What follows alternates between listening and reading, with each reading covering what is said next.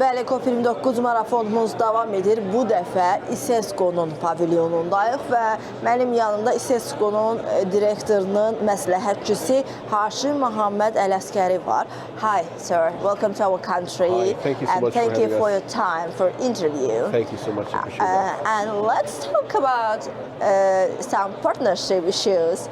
As we know, Azerbaijan is one of the member of İCESKO, and let's talk about the partnership.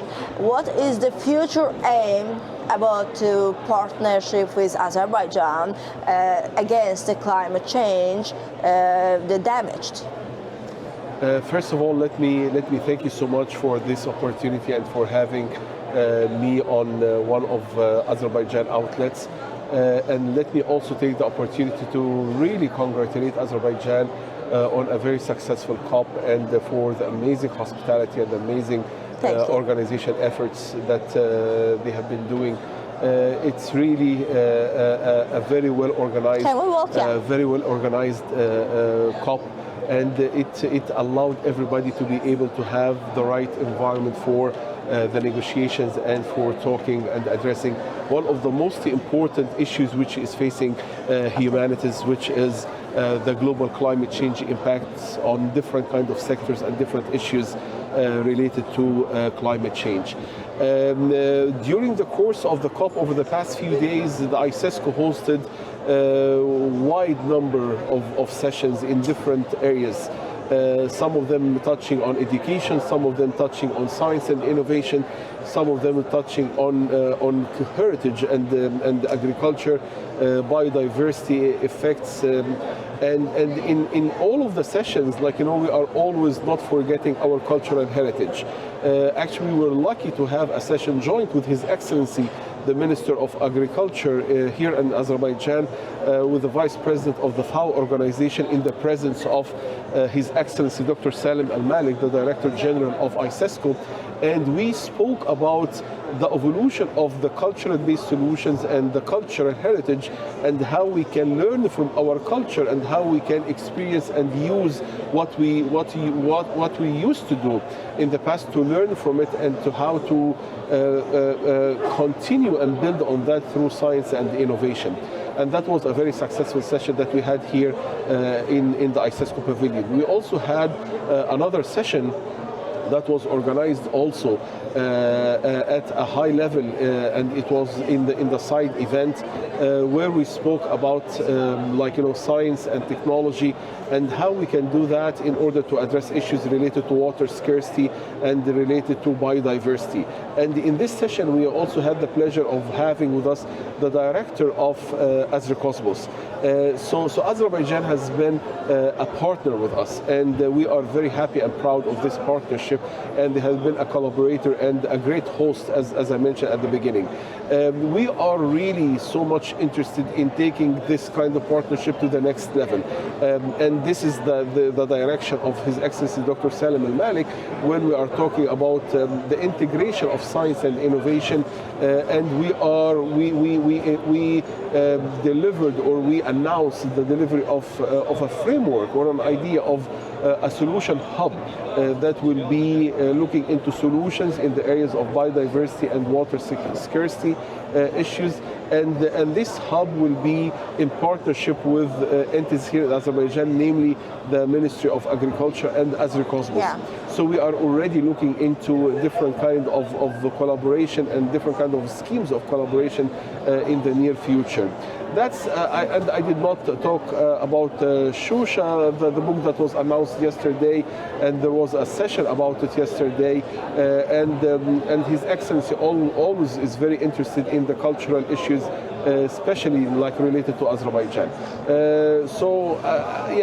It has been a great experience so far, and we are very happy to be here. And again, we thank Azerbaijan for what they did for the host, for the organization, and to provide a very, very good environment for negotiations. And what's your risk with or cause as an official of İCESKO for protect our cultural old monuments over the climate change?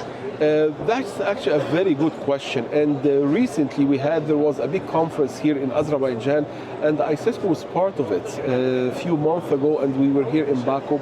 And we spoke about that very specific topic, which is the impact of global climate change on cultural heritage. And ICESKO touched on that from different sectors, different directions, different angles. I had the privilege and the honor to present ICESKO in another high-level event that took place like months back, and we spoke about the power of Earth observations to address global climate change issues and the impacts on monuments. Because when you are talking about cultural heritage, you need to know what are the factors, what are the stressors, what are the forcing agents which are affecting or causing some kind of deterioration to our monuments. So we use the power of satellites, we use the power of observations, we use the power of modeling to understand future mechanisms of sea level rise, for instance, or underground water increase, or level of underground water increase, which can affect monuments, deterioration in locations, what kind of stressors that might be present on the monuments themselves in terms of weathering and abrasion. So all of this can be looked at using the power of data, the power of technology, and when you are educated about something, you can try to work on efforts of mitigation and restoration. When you don't understand the problem, you don't know how to find a solution for it. So we are trying to use new technologies and science and innovation in order to understand the kind of pressures which are being put on our cultural heritage and monuments and cultural sites. And you know, like there are lots of areas worldwide, not only in Azerbaijan, but in other places where they are at risk, and there has been a list of monuments which are under a lot of pressure and under a lot of risk. And this is where the collaborative efforts and ICESKO as an organization, which is having 53 member states, can really extend the arm of collaboration, bring everybody together, build on this different kind of collaborative schemes, or put different kind of collaborative... Actually, this is the main ideology of to protect or to struggle, and it's solidarity. Absolutely, yeah. Absolutely. In every section, not for only green. I cannot agree more with you, because we are talking about a problem that it is not a solution presented by only one entity. Yeah. It requires our collective effort, it requires our global citizenship to be a role in that. I have another question, but now I'm going to translate the sentences, then I will ask a question to our followers.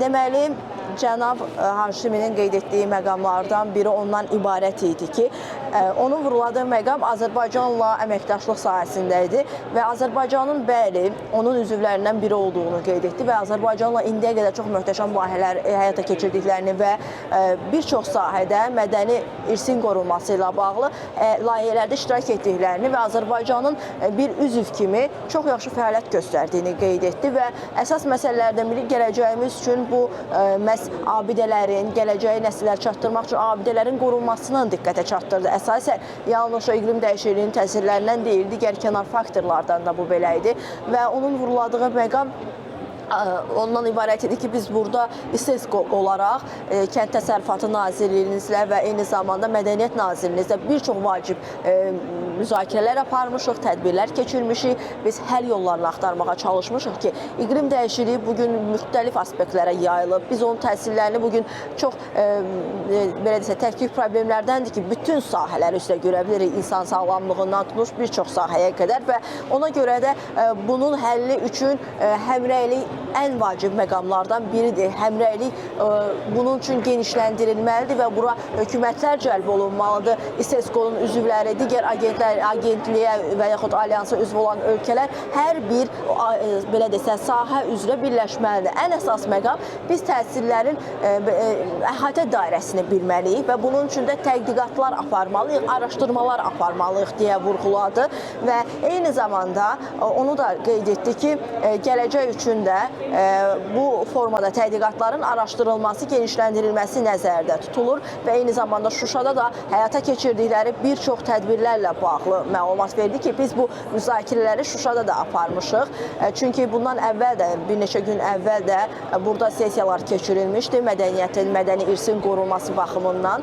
Onu da xüsusilə qeyd etdi. And what do you think about the researchers?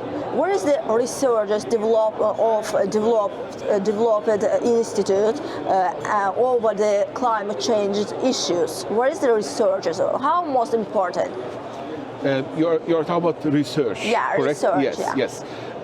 Actually, this question, is close to my heart because I'm an academic myself. Yeah, I'm a professor of Earth observations and data science at Chapman University in California. Because I asked, that's why research and science in the middle of the problems and the solution. Exactly, and this is very, very important because, as I mentioned to you, you cannot be able to find a solution without science, without research, and we are trying to make any of the decisions or any of the policies which are being presented to policymakers or to be used in negotiations to be science-driven and based on data. And this is the role of scientists and of researchers.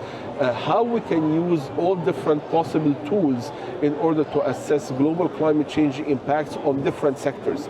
When we are talking about our planet that we are all sharing right now, we think about the planet as an integrated system of systems. We talk about the impacts that we are observing in our atmosphere. We observe things happening in our oceans and the components of the hydrosphere. We try to understand the dynamics which happens in the biosphere, the vegetation interaction with humans and whatnot. So the planet is considered to be a system of subsystems or system of systems. And in order to be able to come up with solutions or to come up with understanding, you have to see all these dynamics and the intercomplexities which are present between these different subsystems. When you reach to a level of understanding of what's happening between the different subsystems, this is where you can try to figure out solutions because now you understand the problems. Science has shown and proven that global climate change is a fact. Yeah. And we are observing it, we are living through it, and we are witnessing it, and we know what might be happening in the future. So based on science and based on research, which is very solid, we are trying to present possible solutions, and this is part of the negotiations. Yeah. This is where the politicians, might come into debates or disagreements. The more the science is communicated in a good way, and the more we have quality control and quality assurance on our findings, the more we are able to get more solidarity from leaders, from governments, even science. Absolutely, and in my opinion, that's a personal opinion. I don't think it is the right time for us right now as global citizens to start talking about the blaming cards and who does what. We are living through a time where we need collective effort. We need to really come together as one entity, one planet, and work together towards finding solutions.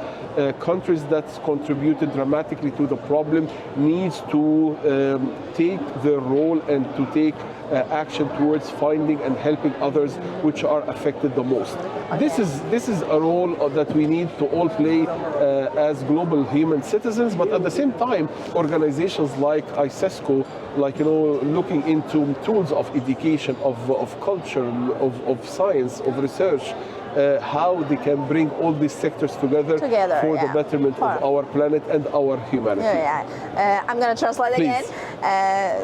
Professorun qeyd etdiyi məqam ondan ibarət idi ki, əslində hər şey məhz elmdən və tədqiqatdan başlayır. Biz baxmalıyıq hidrosferdə, atmosferdə, dənizdə, quruda, suda nələr baş verir və bütün bunları hamısını birgə toplamalıyıq və biz hər ayrı-ayrı sahələrin bir-birinə təsirini araşdırmalıyıq və bu araşdırmaların nəticəsinə uyğun davranmalıyıq. Bunu yalnızca alimlər etməli deyil. Qeyd edir ki, bunun üçün liderlər səfərbər səfərbər olmalıdır. Bunun üçün hökumətlər səfərbər olmalıdır, alimlər səfərbər olmalıdır daha sonra və biz kosmosda baş verənləri, hava qatında baş verənləri hər bir şeyi nəzərə alıb bu nəticələrdən çıxarmalıyıq ki, bunun üçün də yenə deyir ki, gəldiyim məqam birlik, həmrəylikdir və bu istiqamətdə də professorun qeyd etdiyi məqam, belə desək, qısaca çıxarışla bu istiqamətdə idi.